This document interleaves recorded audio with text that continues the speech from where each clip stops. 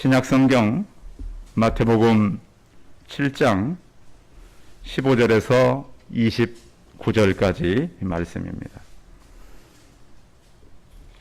마태복음 7장 15절에서 29절까지 말씀을 봉독해 드리겠습니다. 신약성경 신면에 있습니다.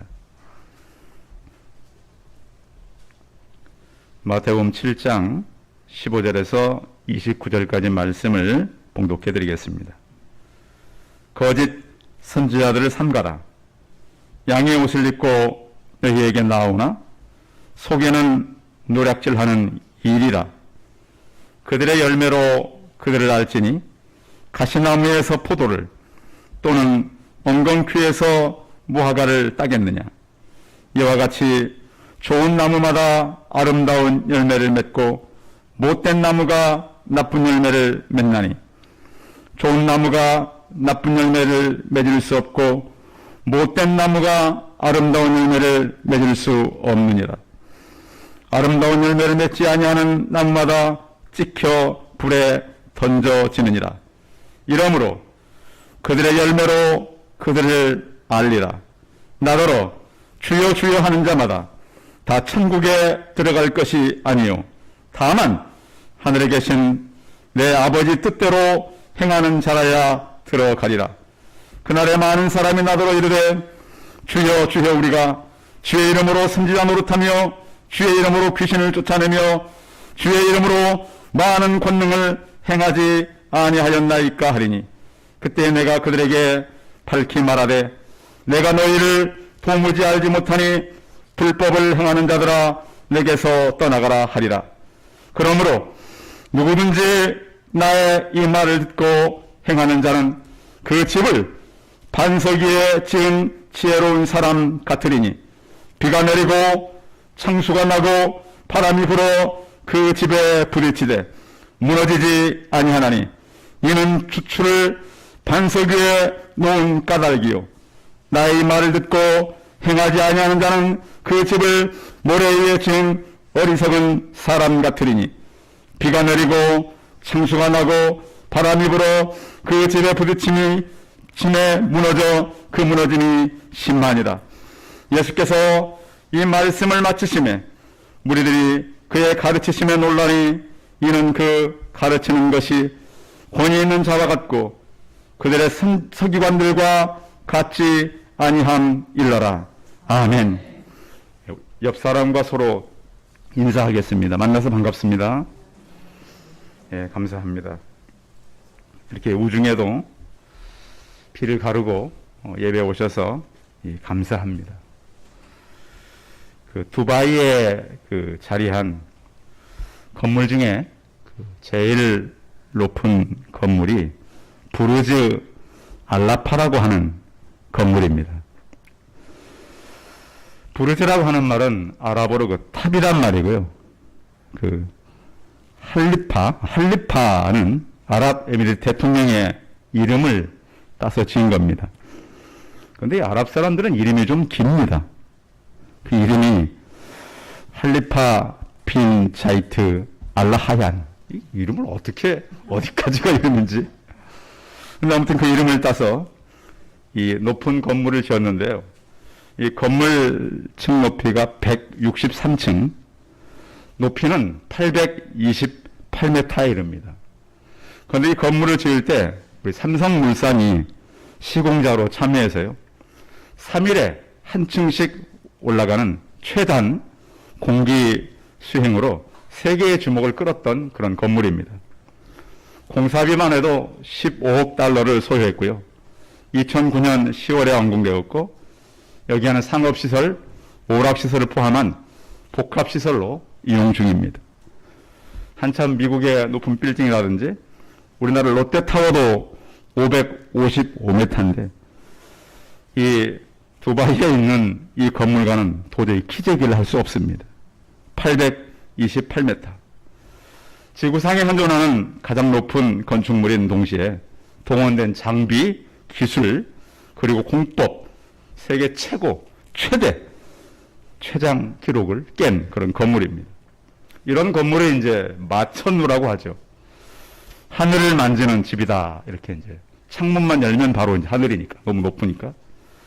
영어로는 뭐 스카이 스크레이퍼라고도 하는데 하늘을 긁는다라는 그런 의미를 갖고 있습니다. 지금까지는 이제 이렇게 높은 거의 1km에 좀 못 미치는 이 건물을 지었지만 앞으로는 하늘 위로 2km까지 가능하대요, 건물이. 그러니까 이 사람들의 건축 공법이 얼마나 이렇게 많이 발전했는가를 알 수가 있습니다. 그런데 이렇게 높은 건물일수록 어디가 단단해야 될까요? 그렇죠. 기초입니다.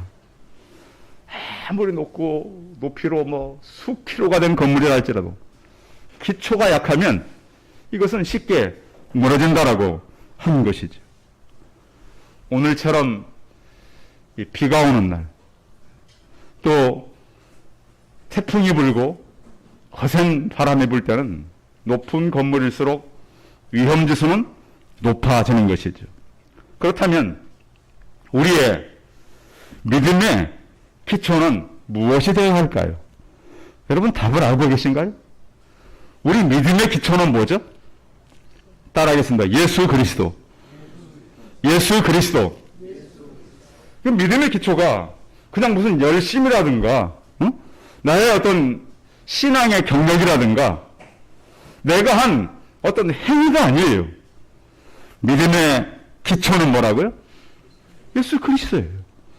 거기로부터 출발하지 않은 건물은 쉽게 무너진다는 거예요. 그러니까 예수님께서 산상순이라고 하는 아주 긴 설교를 지금 마쳤어요. 마치고 나서 이 긴 설교를 듣는 것도 중요하지만 이것을 듣고 실천하는 것은 더 중요하다. 이렇게 말씀하는 거예요. 교회 와서 우리 예배드리고 말씀 듣고 묵상하는 것 중요해요. 그런데 그것이 삶의 실천으로 나타나지 않으면 그것이 예수 그리스도에 세워진 것이 아니다라는 거예요. 이렇게 믿음은 귀한 것인데 여러분 귀한 것일수록 뭐가 많죠? 값비싼 것일수록 모조품이 많죠. 그렇죠. 최근에 보면 이 여자 우리 그 남성들도 물론 많이 들고 다니는데 가방 비싼 건 굉장히 비싸죠. 예. 그래서 이제 최근에 이제 가방 값이 뭐 얼마나 되겠냐. 그래서 백화점에 가가지고 세상에 가서 물어봤더니 상상을 초월하는 가격이에요. 그래서 세상에 무슨 가방 값이 이렇게 비싸냐. 그러니까 그 비싸니까 뭐가 만들어지는 거죠? 모조품을 만들어가지고 똑같아요. 거의. 수공자만 다르지 거의 똑같이 사람들이 만들어냅니다. 아무리 모양을 바꾸고 뭐 바느질 방법을 바꾸고 그래도 사람들은 비슷한 모조품을 만들어서 사람들을 속인다는 거예요. 성경은 우리의 믿음이 모조품이 아니라 생명을 다해서 지켜야 함을 설명하고 있어요. 믿음은 단순히 교회를 다니고 안 다니고의 문제가 아니라 죽고 살고의 주제를 다루는 것이 바로 믿음이에요. 그러니까 진짜 믿음을 가진 사람은 결단력 있게 사는 거예요. 이것은 마치 한 알의 씨앗이 땅에 뿌려져서 자랄 때 씨앗이 자랄 때 얼마나 많은 시련을 겪는 줄 아십니까? 땅에 뿌려지면 처음에는 그 씨앗이 그 흙 속에 들어가서 비가 안 오면 목이 마르고 말이죠. 또 벌레가 오면 씨앗들은 막 자라면 벌레가 그렇게 많이 오잖아요. 그런가 하면 좀 자라면 바람이 불고 또 열매 맺을 때가 되면 비가 오고 그래서 잘 키운 나무들이 열매를 얻지 못하는 경우도 참 많아요. 사람도 그렇다는 거예요. 믿음의 씨가 떨어지면 그냥 순수하게 하우스 안에서 자라는 게 아니에요. 그 믿음에 대한 시련과 시험이 엄청나게 많이 온다는 거예요. 때로 어떤 사람에게는 불같은 시험이 와요. 그래서 찰스 스펄전 목사님은 이렇게 말씀했어요. 하나님이 그의 자녀를 풀무에 던지실 때는 하나님도 그 안에 같이 들어가신다. 다니엘서 3장 15절에 보면 왕의 신상에 절을 하지 않는다고 다니엘의 세 친구 사드락과 메삭과 아벳노고를 불에 집어 던져버립니다. 불이 얼마나 뜨거웠든지 집어 던진 사람이 타 죽었어요. 그러면 불 안에 들어간 사람들은 어떻게 됐을까요? 뭐 흔적도 없겠죠. 세상에 그 안을 보니까 몇 사람이 걸어다녀요? 세 사람을 집어 던졌더니 네 사람이 걸어다녀요. 성도 여러분, 불 속에서도 하나님이 도우시면 죽지 않고 타지 않습니다. 성경에 증명합니다. 성경은 그렇게 말씀합니다. 세 사람을 집어넣는데 네 사람이 불 속을 걸어다니는 거예요. 넷째의 모양은 신들의 아들과 같도다. 우리가 위기를 만나고 어려움을 만나면 나만 그곳에 있는 것이 아니라 그 안에 주님께서 함께 있다는 확신을 갖기 바랍니다. 여기 갔다가 이제 그 엘리베이터 신앙이라고도 하죠. 요즘엔 엘리베이터가 지하도 깊게 내려가잖아요. 그렇죠? 1층에 살다가 지하로 내려간다 해도 주님은 나와 함께 내가 간 곳까지 내려가신다. 이제 이번 주나 다음 주 지나면 이제 여름, 지난주부터 이미 더웠죠? 시작입니다. 이 여름의 계절은 이 과일을 맺는 나무들에게는 굉장히 힘든 시련의 때입니다. 여름이면 날씨도 덥죠. 가끔씩 태풍도 불죠. 그래서 1년 농사가 여름에 결정되는 거 아니겠습니까? 그 여름에 그 태풍과 비바람과 열기를 잘 견디면 가을에 풍성한 열매를 맺는 것이고, 견디지 못하면 1년 농사가 다 헛것이 되는 것입니다. 오늘 말씀은 예수님께서 산상수훈을 다 말씀하시고 우리에게 중요한 것은 삶의 열매로 나타나야 한다. 그래서 좋은 열매를 맺는 나무는 좋은 나무고 나쁜 열매를 맺는 나무는 나쁜 나무라고 결론 짓고 있습니다. 그러니까 성도들에게는요, 예수 믿고서 내적 성장도 중요해요. 그렇죠? 질서가 있어야 되고 우리가 하나님을 섬기는 든든한 믿음의 확신도 있어야 돼요. 그런데 또 하나는 외적인 그러한 성장도 중요하다는 거예요. 그러니까 믿음을 가지고 우리가 살아가지만 우리의 삶을 통해서 우리 주변 사람들에게 미치는 영향력도 필요하다는 것입니다. 그래서 우리가 이 변화된 사람들로서 우리 행동, 그리고 가정 안에서 지켜야 할 바른 방법, 생명과 관련된 윤리와 도덕이 듣고 행해야 된다는 것을 말씀하고 있습니다. 그래서 우리의 행위가 어떻게 되는가 15절 같이 읽어봅니다. 15절 시작. 거짓 선지자들을 삼가라. 양의 옷을 입고 너희에게 나오나 속에는 노략질하는 일이라. 아멘. 구약시대 때요, 능력 있는 많은 선지자들이 거짓 선지자들을 직면해야 했습니다. 이사야나 예레미야 시대 때도 우리에게 위기는 오지 않는다. 무슨 전쟁이 있겠냐? 하나님이 계신데. 그러면서 거짓 평안을 약속했어요. 거짓 샬롬을 그에게 선포했습니다. 그런데 그렇지는 않았거든요. 위기는 왔거든요. 신약시대 교회사에도 마찬가지예요. 그런데 이단들은요, 우리하고 굉장히 비슷한 거 아십니까? 거의 똑같아요. 우리보다 더 설득력이 있어요. 우리보다 더 합리적이에요.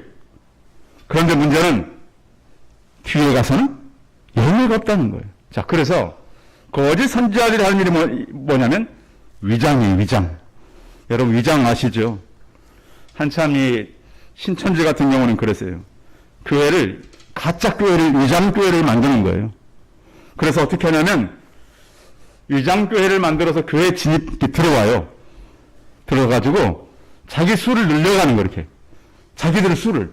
저희 같은 경우는 수가 얼마 안 되잖아요. 그러면 자기들의 계속 사가족 정도를 내가지고 우리 수보다 그들의 수가 많을 공동회의를 해요. 그 공동연대 가지고 일단 1번 타자로 목회자를 내보내요. 그 교회를 접수를 해. 이장 한 사람도 들어와가지고. 그 다음에 산 옮기기라는 게 있어요.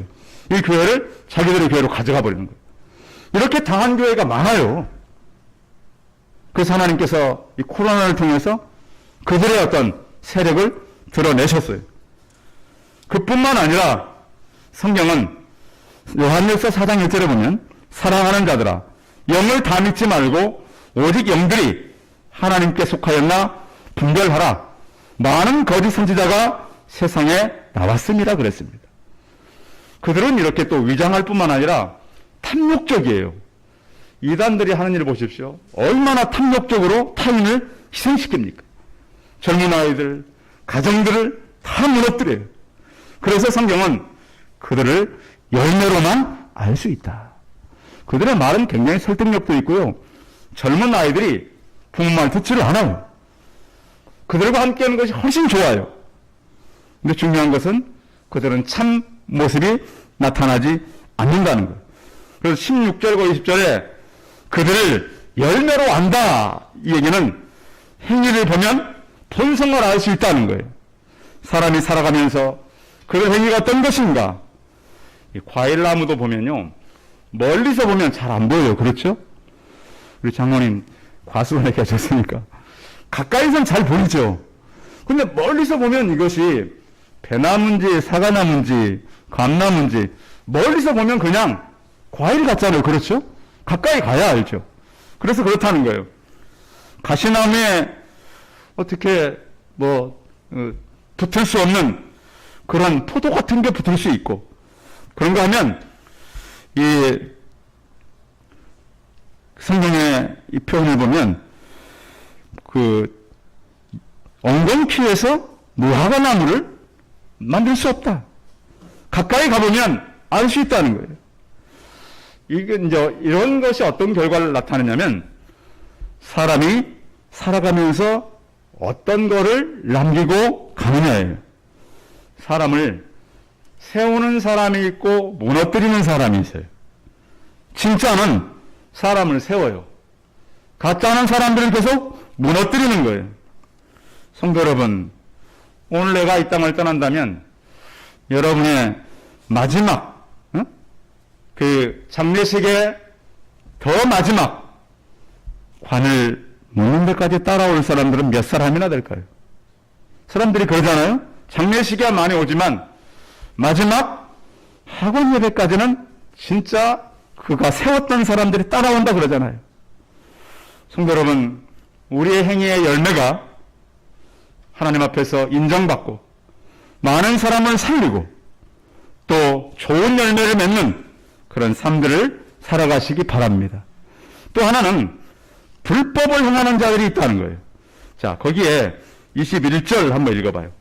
불법을 행하는 자들 21절 시작. 나더러 주여 주여 하는 자마다 다 천국에 들어갈 것이 아니요 다만 하늘에 계신 내 아버지 뜻대로 행하는 자라야 들어가리라. 주여 주여 하는 사람은 많다는 거예요. 믿는 것 같아요. 신앙이 참 뜨겁고 그래요. 그런데 그런 신앙이라 할지라도 중요한 것은 이렇다는 거예요. 자, 오늘 성경에 보면 22절 그들의 얘기입니다. 22절 읽어봐요. 시작. 그날에 많은 사람이 나더러 이르되 주여 주여 우리가 주의 이름으로 선지자 노릇하며 주의 이름으로 귀신을 쫓아내며 주의 이름으로 많은 권능을 행하지 아니하였나이까 하리니. 그 능력이 대단한 사람들이 있거든요. 가서 막 기도하고 역사하고 그런 능력이 나타날 수도 있어요. 그런데 그런 능력까지는 나타날지 모르지만 천국에는 입성할 수가 없다는 거예요. 그래서 믿음과 행위는 떼어 놓을 수가 없다는 거예요. 성경에 보면 사울 초대왕이 이스라엘 초대왕이 나옵니다. 자, 하나님께서 아말렉을 정복하면 다 죽여라. 그런데 사울은 명령만 하면 되는 거예요. 본인이 왕이니까 자기가 안 해도 돼요. 그런데 그 일을 하기 싫어해요. 그래서 하나님께서 순종이 제사보다 낫다. 성도 여러분, 혹시 나에게도 이런 모습은 없습니까? 하나님께서 이렇게 하라 그랬는데 나는 행동하지 않는 그런 모습은 없는가요? 우리는 세상에 살아가는 동안 우리가 말씀 앞에서 해야 될 일들이 있어요. 특히 이스라엘의 패망의 원인은 개인과 가정의 순결을 잃어갈 때 모든 것이 무너졌습니다. 하나님의 백성은 가정을 귀하게 여겨야 합니다. 특히 우리는 집에서 가정 예배들을 모두 드리시기 바랍니다. 홀로 사시는 분들도 혼자라도 예배를 꼭 드리시기 바랍니다. 그리고 또한 우리는 정해진 기도 시간이 있어야 합니다. 아침에 저희가 이제 유튜브로 다시 이제 바꿔가지고요. 새벽에 이 전송해 드리는데 참석하시는 분들은 참석하시기 바랍니다. 다니엘은 시간을 정해놓고 그 시간에 기도하면 죽을 줄 알면서도 기도했어요. 왜요? 사람보다는 하나님을 신뢰했기 때문에. 죽으면 죽으리라는 에스더 어린 왕후가 자기 민족의 위기 앞에 맞서게 됐어요.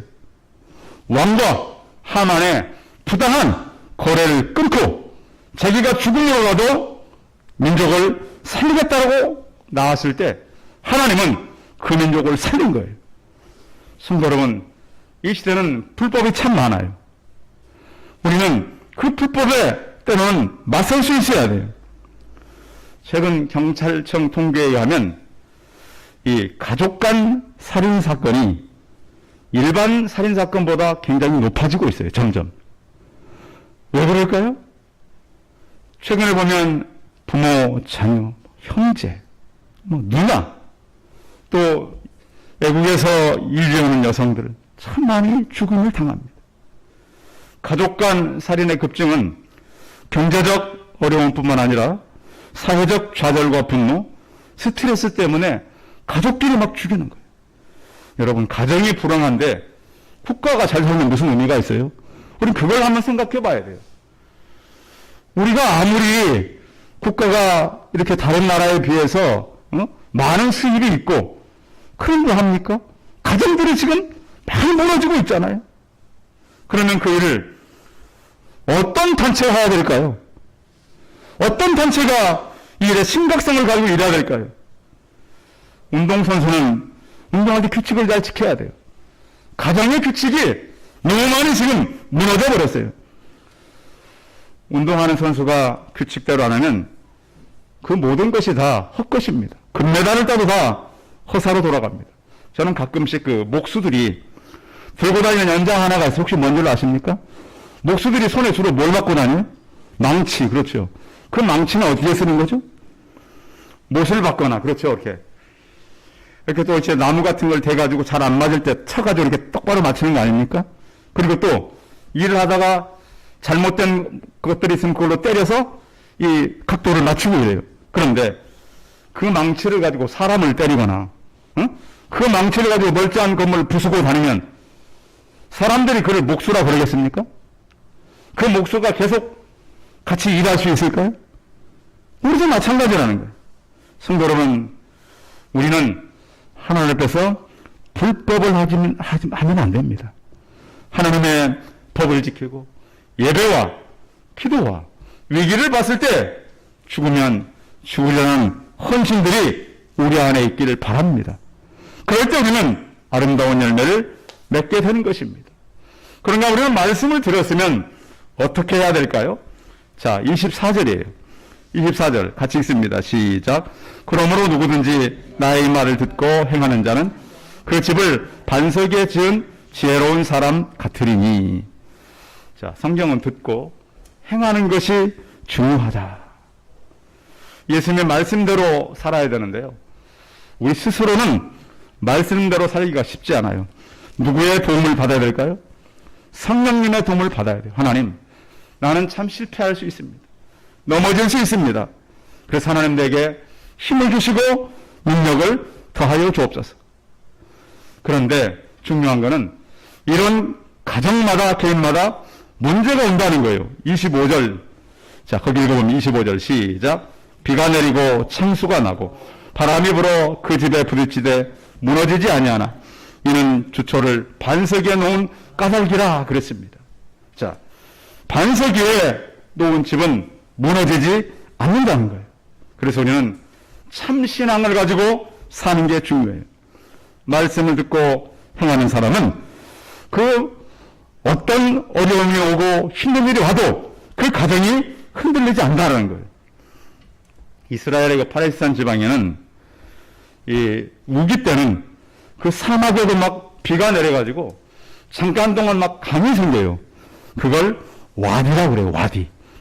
갑자기. 그래서 살다 보면 우리가 감정을 다스리지 못해서 인생에 와디가 생기는 경우가 있어요. 여러분 가정에서 화나는 일이 생기십니까? 안 생깁니까? 안 생긴 분, 난 가정에 살면서 화난 적이 없다.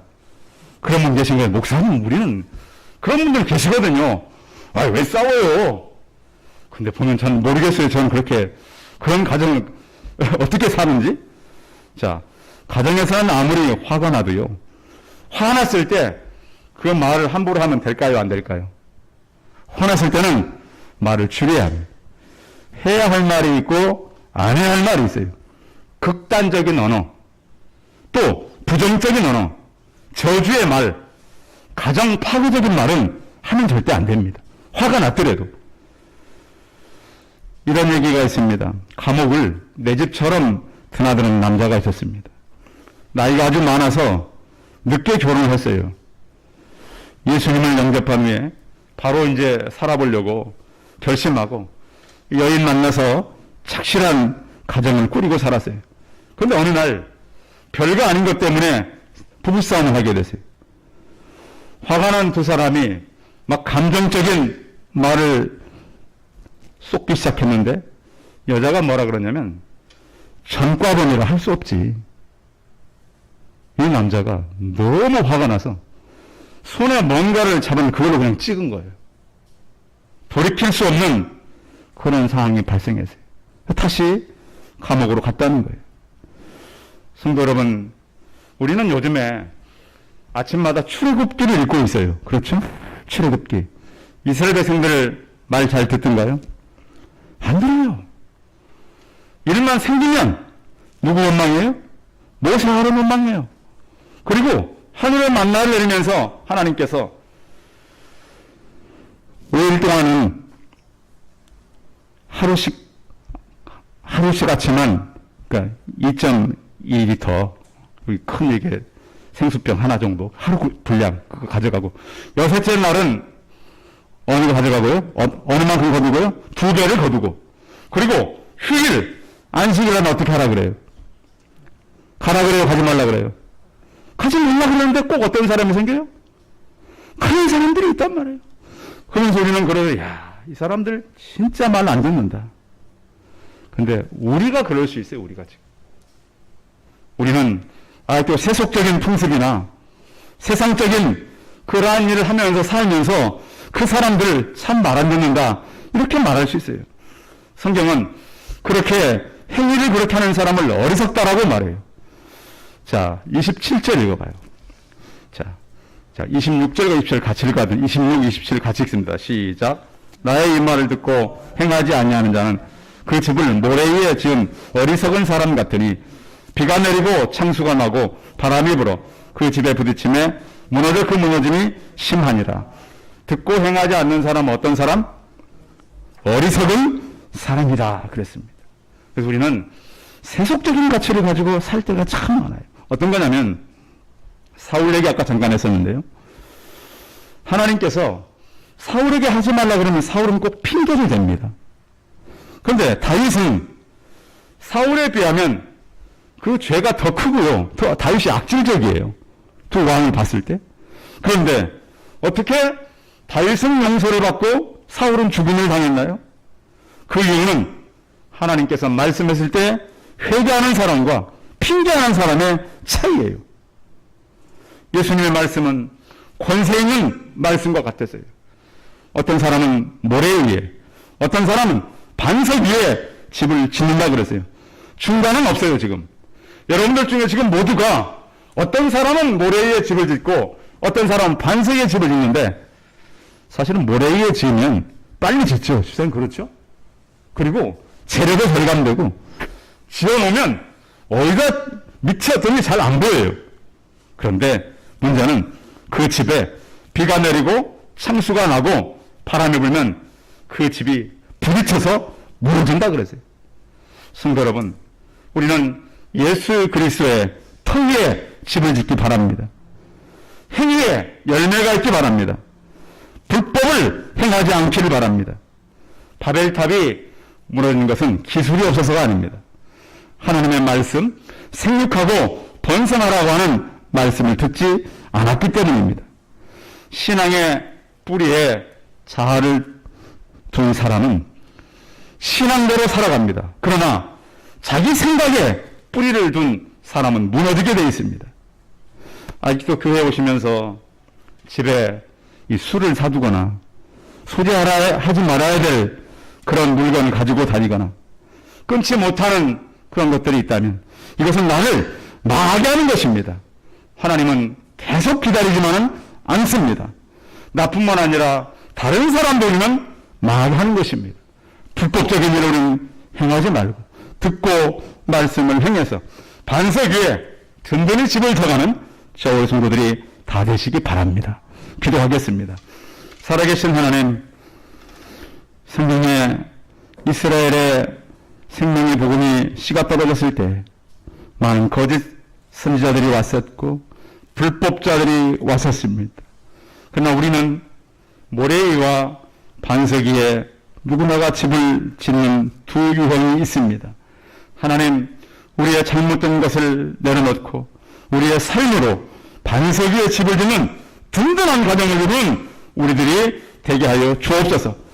주님의 말씀에 의지하여서 우리가 살게 하시고 내 자아를 위해 사는 것이 아니라 말씀 앞에 서서 회개하고 하나님 앞에 서서 우리의 모든 삶을 통해서 하나님의 영광된 삶을 살게 하여 주옵소서. 주 예수 그리스도의 이름으로 기도하였습니다.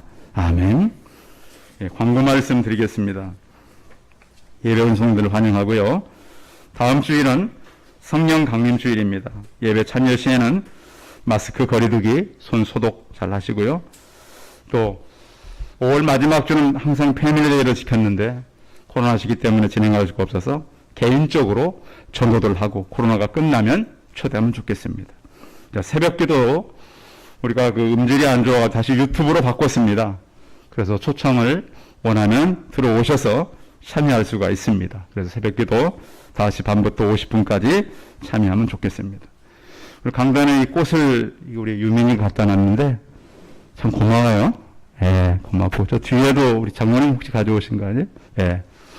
오늘은 꽃의 이렇게 날입니다. 아무튼 꽃을 가져온 분들 두 분에서 감사의 박수 한번 하겠습니다. 감사합니다. 예. 예. 그리고 또 한 가지 우리 이정자 권사님 건강이 약간 약하시니까 회복을 해서 같이 기도하면 좋겠습니다. 같이 한번 우리 권사님에서 기도하고 축도하고 마치겠습니다. 기도하겠습니다. 살아계신 하나님 아버지, 이 시간 우리 권사님 위해서 기도합니다. 몸만이 낙해 있고 건강이 좋지 않은데 회복시키시고 도우시며 하나님 영광에 살 수 있도록 세원 베푸시고 모든 성도들이 기도할 때 응답하시며 강건하여서 주님 힘쓸 수 있도록 은혜 베푸시며 오직 하나님 영광을 위해 달려가는 권사님 될 수 있도록 책임지시고 회복시키시고 능력을 다하시며 기도하는 모든 성도들도 같은 은혜 내려주시고 강경케 하여 주옵소서. 이제는 우리 주 예수 그리스도의 은혜와 하나님 아버지의 무한하신 사랑과 성령 교통하심이 주의 말씀을 듣고 반석 위에 집을 짓는 모든 성도들에게 소원하는 우리 성도들의 머리 위에 또한 자녀들 위해 이들을 하나님께 택한 놀라운 역사를 경험하기 원하는 이들의 모든 권속들이 이제 영원토록 함께 있을지어다. 아멘.